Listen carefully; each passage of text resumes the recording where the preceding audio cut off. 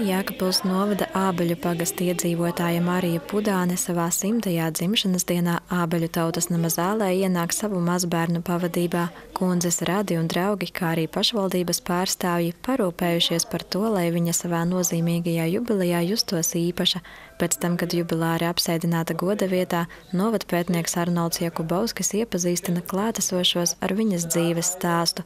Marija dzimusi 1916. gada 14. janvārī Kalupes pagastā 5 bērnu ģimenē.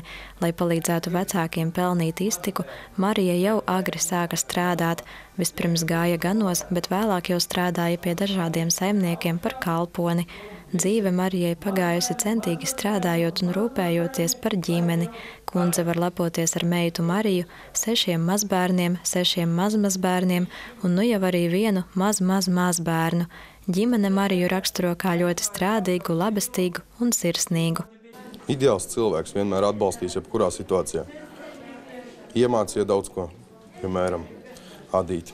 Tikai, tas tā mazliet nometās, bet, vienkārši lepns par to esmu.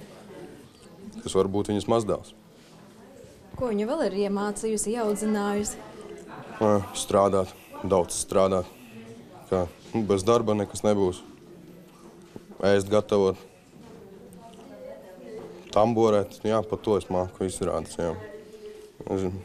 Viņa bija pirmā, kas man iemācīja lasīt grāmatu.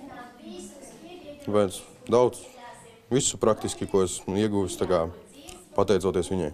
Viņa joprojām ir atraktīva, vēl jau āda, tamborē, visu kaut ko dara. Vienmēr man tur māca, ka jādara kā pareizāk.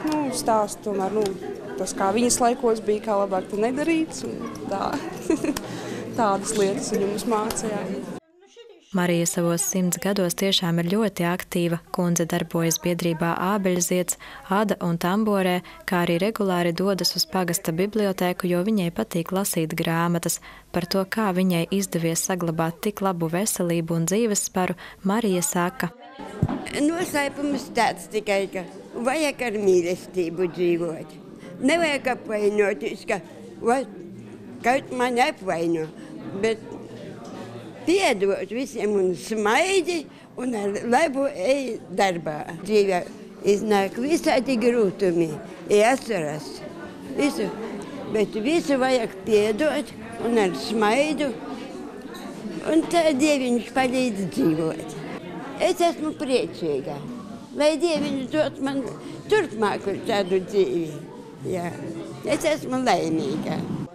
Mariju 100 gadu jubilejā sveica Jēkabpils novada pašvaldība un Ābeļu pagasta pārvalde, biedrība Ābeļzieds, mazpulcēni, kā arī radi un draugi.